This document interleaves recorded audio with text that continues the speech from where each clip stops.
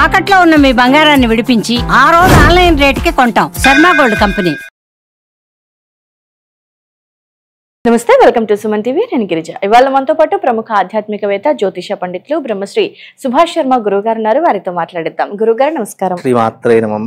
గురుగారు, కర్మ will be returns అని అంటారు కదా, సో మనం ఏం చేస్తే అదే మనకి తిరిగి వస్తుంది అనేది నమ్ముతాం ఎక్కువగా. సో ఎలా అసలు మనం ఏం చేసింది తిరిగి వస్తుంది అనేది ఏ విధంగా ఏ రూపంలో కనిపిస్తుంది గురుగారు? అది తప్పకుండా తెలియజేస్తానమ్మా. ముందుగా ప్రేక్షకులందరికీ శ్రీమాత్రే నమః, శ్రీ గురుభ్యో నమః. కర్మ అనేటటువంటి చాలా పెద్ద సబ్జెక్టు. ఈ ప్రపంచంలో మనిషి జీవితం అంతా కూడా కర్మ మీద ఆధారపడి ఉంటుంది. మనిషి ఏ కర్మ చేస్తే ఎలాంటి ఫలితాలు వస్తాయి అనేటటువంటిది శ్రీకృష్ణుడు భగవద్గీతలో తెలియజేశాడు. అంటే కర్మ ఫలితాలు అనేటివి ఎట్లా అనుభవిస్తారు, అనుభవించిన తర్వాత మనిషి యొక్క జీవితం ఏంటి, మనిషి జీవితంలో కర్మ అనుభవించిన తర్వాత మనిషి ఎటు వెళుతున్నాడు, ఏమైపోతున్నాడు, మళ్ళా ఎలా జన్మిస్తున్నాడు, ఇవన్నీ కూడా కర్మ మీద ఆధారపడి ఉన్నటువంటి అంశాలు. ఈ రెండుటిని కూడా చెప్పాలి అంటే ప్రతి ఒక్కరూ కూడా భగవద్గీతలో ఉన్నటువంటి శ్లోకాలని అర్థం చేసుకోవాలి, గరుడ పురాణంలో ఉన్నటువంటి శ్లోకాలను కూడా అర్థం చేసుకునేటటువంటి విధానం అలవాటైతే ప్రతి ఒక్కరికి మనిషి జీవితం ఏంటి, కర్మ మనిషి మీద ఏ రకమైనటువంటి ప్రభావం చూపుతుంది అనేటటువంటిది ప్రతి ఒక్కరికి అర్థమవుతుంది. కర్మ రిటర్న్ ఎలా వస్తుంది అని అంటే గనక, ఎగ్జాంపుల్గా ఈ రోజున నేను ఏదైనా దొంగతనం చేశాను అనుకోండి, అది నా కర్మ ఎప్పుడు వెంటాడుతుంది అంటే పోలీసు వాళ్ళు నన్ను పట్టుకున్నప్పుడు నేను కర్మను అనుభవిస్తాను. అప్పటి వరకు నాకు ఏం కర్మ లేదు. ఇక దొంగతనం చేసి హ్యాపీగా తిరుగుతున్నాను. అంటే కర్మ ఎప్పటికైనా మనిషిని వెంటాడుతూ వేధిస్తూ మనిషిని పట్టుకునేంత వరకు కర్మ వదిలిపెట్టదు. ఒకవేళ ఈ జన్మలో మనం కర్మ అనుభవించలేదు, మళ్ళీ మానవ శరీరాన్ని దాల్చి మళ్ళీ ఆ కర్మను అనుభవించేంత వరకు మనము కర్మ ఫలితాన్ని అనుభవిస్తూనే, అంటే రీసైక్లింగ్ అవుతూనే ఉంటుంది అంతా కర్మ ఫలితం అనేటటువంటిది. కాబట్టి కర్మ అనేటటువంటిది మనిషిని వెంటాడేటటువంటి వేధించేటటువంటి ఒక పెనుభూతము అని అర్థం చేసుకోవాలి. ఎందుకు అని అంటే గనక చాలా మంది ఏమనుకుంటారు, ఎగ్జాంపుల్గా అంటే నేను ఈరోజు నీ తప్పు చేశాను ఎవరు చూడట్లేదు కదా అని అనుకుంటాము. చాలామంది ఈరోజు నేను ఈ దొంగతనం చేశాను ఎవరు చూడలేదు బాబు, ఈ దాంతో నేను హ్యాపీగా ఉంటాను అని చెప్పేసి అనుకుంటారు. లేదా ఒకరిని హత్య చేసేసి ఎవరు చూడట్లేదు కదా, ఈయన ఎవరో ఏదో చేసేసారు అనుకొని వాళ్ళ పని వాళ్ళు చేసేసుకుంటాం, మనం హ్యాపీగా ఉండొచ్చు అని అనుకుంటాం. కానీ అవన్నీ చూసేటటువంటి సాక్షిభూతం ఒకటి ఉంటుంది, దాన్ని కర్మ అని అంటూ ఉంటాము. కర్మ ఎప్పటికైనా వెంటాడకుండా నిన్ను వేధించకుండా ఊరికే ఉంచదు. ఎగ్జాంపుల్గా చెప్తాను, పోయిన జన్మలో మనం ఏదైనా కర్మ చేశాము. ఎగ్జాంపుల్గా ఒక గుడ్డివాడిని కానీ, లేదా ఎవరైనా అంధుణ్ణి కానీ, లేదా ఎవరైనా అబ్నార్మల్గా ఉన్నటువంటి వ్యక్తిని మనం ఏదైనా హింసించడం కానీ, లేదా వారిని కష్టపెట్టడం కానీ ఏదైనా చేశామనుకోండి, మనం ఈ జన్మలో అదే రకమైనటువంటి దానితో పుట్టి వాళ్ళు మనల్ని హింసించేలా మనల్ని ఏదో రకంగా బాధ పెట్టేలా చేసేటటువంటి వారుగా పుడతారు అని చెప్పేసి కూడా శాస్త్రంలో చెప్పడం జరిగింది. జన్మలు ఎన్ని ఎత్తినా ఎన్ని జన్మలు కార్యకారణ సంబంధం లేకుండా ఎవరు మన జీవితంలోకి రారు. కార్యకారణ సంబంధం, ఇక్కడ కార్యం లేకుండా కారణం లేకుండా సంబంధం అనేటటువంటిది అసలు ఏర్పడదు. ఎగ్జాంపుల్ గా నేనున్నానండి, మిమ్మల్ని ఏదో రకంగా ఇబ్బంది పెట్టాను అనుకోండి, అది ఈ జన్మలో తీరకపోయినా వచ్చే జన్మలో మీ తమ్ముడుగానో మీ అన్నయ్యగానో లేదా మీ బంధువుగానో లేదంటే మీకు స్నేహితుడుగానో మీకు జీవితంలో పరిచయం అయిపోయి మళ్ళీ మిమ్మల్ని హింసించేంత వరకు బాధ పెట్టేంత వరకు మళ్ళీ మీ జీవితంలో వెళ్ళిపోయేటటువంటి ప్రసక్తే ఉండదు. అందుకే ఇక్కడ మనకు ఇప్పుడు ఎగ్జాంపుల్ గా నేను మా ఇంట్లో పుట్టానండి, నా వల్ల నా తల్లి బాధపడుతుంది, నా తండ్రి బాధపడుతున్నాడు, లేదా నా అన్నదమ్ములు బాధపడుతున్నారు అని అంటే నేను వాళ్ళకు జన్మించినటువంటి కారణం చేత వాళ్ళు నాకు పోయిన జన్మలో ఏదో ఇబ్బంది కలిగించారు కాబట్టి నేను ఈ జన్మలో ఈ రకంగా పుట్టి వాళ్ళకు సఫర్ చేసేలా చేస్తున్నాను అని అర్థం చేసుకోవాలి. ఓకే గురుగారు, క్రితం వీడియోలో మనం కర్మ గురించి మాట్లాడినప్పుడు గరుడ పురాణం తీసుకొచ్చాం కదా, సో మరి గరుడ పురాణంలో వివిధ రకాలైనటువంటి శిక్షలు ఉంటాయి అని వింటున్నాం కదా, ఈ గరుడ పురాణం అనేది ఇంట్లో పెట్టుకోవచ్చా లేదా అనేది ఒక సందేహం గురుగారు. అండ్ అలాగే సో ఇందులో ఉన్నట్టుగా శిక్షలు అంటే ఈ తప్పు చేసిన వాళ్ళకి ఈ శిక్ష అన్నట్లుగా ఏ తప్పులు చేసిన వాళ్ళకి ఎలాంటి శిక్షలు పడతాయి అనేది ఒక్కసారి తెలియజేస్తారా?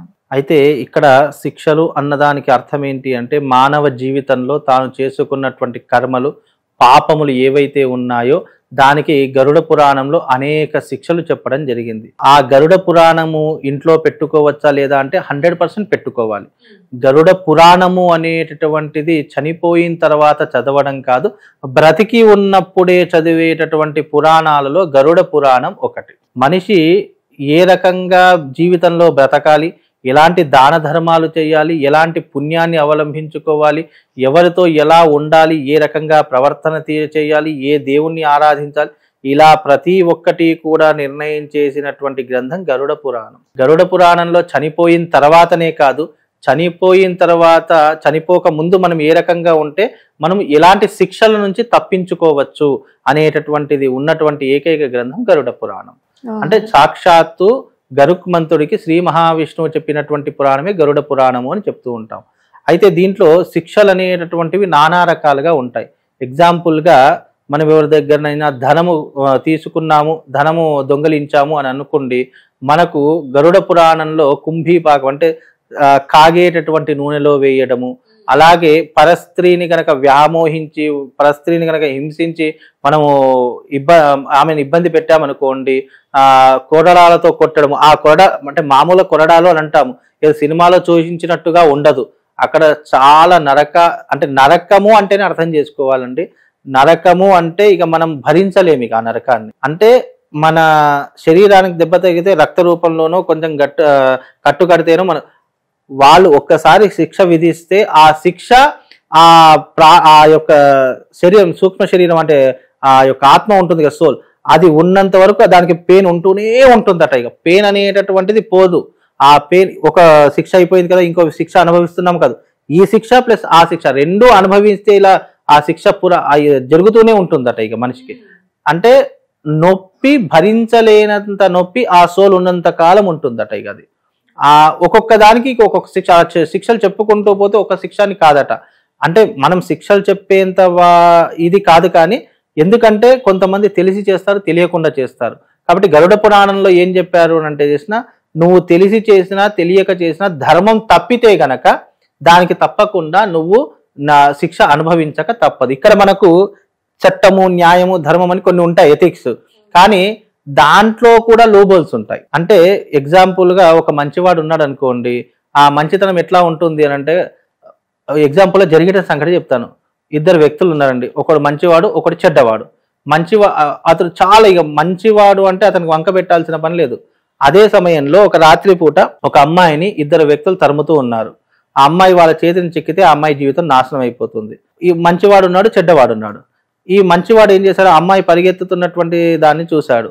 అమ్మాయి ఒక దగ్గర దాక్కుంది. వెంటనే ఈ ఇద్దరు వ్యక్తులు వచ్చి ఆ మంచివాడిని అడిగారట, ఇక్కడ అమ్మాయి ఉంది కదా, ఎక్కడ ఉంది అంటే, అక్కడ దాక్కుంది అని చెప్పాడట ఆ మంచివాడు. అదే చెడ్డవాడు ఏం చేశాడు, అక్కడ దాక్కున్నది కాదు, అయ్యో ఇలా వెళ్ళిపోయింది అని అన్నాడు. అంటే మంచితనం కూడా ఒక్కొక్కసారి మనకు నష్టాన్ని కలిగిస్తుంది. కాబట్టి అతి మంచితనం కూడా పనికిరాదు అని కలియుగంలో చెప్పడం జరిగింది. కాబట్టి ఏదైనా మనకు గరుడ పురాణం అనేటటువంటి ఇలాంటి దానికి కూడా శిక్షలు వేస్తుందట.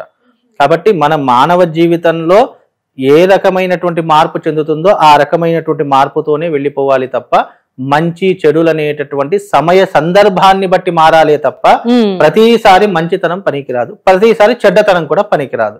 కాబట్టి గరుడ పురాణంలో కూడా ఎలా ఉంటుంది అని అంటే గనక సమయ సందర్భాన్ని బట్టే మనకు శిక్షలు అనేటటువంటివి అమలులోకి వస్తాయి. ఎప్పుడైనా గుర్తుపెట్టుకోండి, అయ్యో ఇది తప్పు కదా అని చెప్పేసి అనుకున్నాం అనుకోండి, అక్కడ ఒక వ్యక్తికి మంచి జరుగుతుంది అని అనుకున్నప్పుడు తప్పు చేసినా ఇబ్బంది లేదు. అదే ఒక వ్యక్తికి చెడు జరుగుతుంది అన్నప్పుడు మనము తప్పు చేసినా ఇబ్బంది లేదు అనేటటువంటిది కూడా అర్థం చేసుకోవాలి. ఇక్కడ కర్మ ఎప్పటికైనా మనిషిని వెంటాడుతూనే ఉంటుంది. గరుడ పురాణంలో చెప్పినటువంటి విధానం ఏంటి అంటే, నువ్వు కర్మ చేసినటువంటి దానికి తప్పకుండా శిక్ష అనుభవించకుండా తప్పించుకోలేవు. మనం ఇక్కడ నుంచి తప్పించుకోవచ్చేమో కానీ అక్కడి నుంచి ప్రపంచంలో ఎవ్వరు కూడా తప్పించుకోలేరు. ఇక్కడ శిక్ష ఉన్నవాడికి ఒకలాగా, లేని వాడికి ఒకలాగా పడుతుంది, అది కంటితో చూస్తాము. కానీ అక్కడ అలా కాదు, ప్రతి ఒక్కరికి ఒకే రకమైనటువంటి శిక్ష. ఉన్నవాడు లేనివాడు అనేటటువంటి తారతమ్య భేదాలు అక్కడ ఉండవు, ఆయన దగ్గర ఉంటుంది 100%. మనం చూడట్లేదు అని అనుకుంటాం, కానీ ఇక్కడంటే ఇంకా సాక్ష్యాలు, ఆధారాలు అడుగుతారు. అక్కడ ఏం లేదు, చేశావు శిక్ష అనుభవించాల్సిందే. అక్కడ సాక్ష్యం అడగడము, అది చెప్పడం, ఇది చెప్పడం ఏమీ ఉండవు.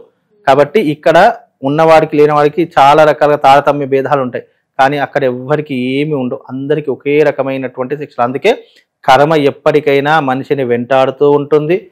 నువ్వు కర్మ చేసిన పాపకర్మ చేసినటువంటి దానికి తప్పకుండా నరకంలో శిక్షలు అనుభవిస్తూ ఉంటావు. మళ్ళీ అక్కడ శిక్షలు అయిపోయిన తర్వాత మళ్ళీ మనిషి జన్మను ఎత్తి మళ్ళీ ఈ మనిషి జన్మకు ముక్తి మార్గం వైపు ప్రయాణించడానికి మళ్ళీ మార్గాన్ని వెతుక్కోవడం అనేటటువంటిది నీ జీవితంలో జరిగే ఒక రీసైక్లింగ్. అది ఎప్పుడూ కూడా కాలగమనంలో జరుగుతూనే ఉంటుందమ్మా. ఓకే గురుగారు, కర్మకు సంబంధించి చాలా చక్కటి వివరణ తెలియజేశారు గురుగారు. ధన్యవాదాలు. శ్రీమాత్రే.